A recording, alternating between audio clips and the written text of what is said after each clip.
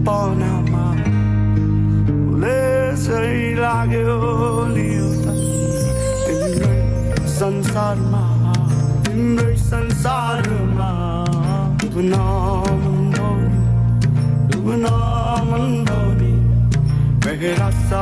भयो मेरा सारा खुसी गरे तिम्रै निम्ति अब हावाको लहरसँगै उडिरहन मन भयो नि तिम्रो त्यो बासनामा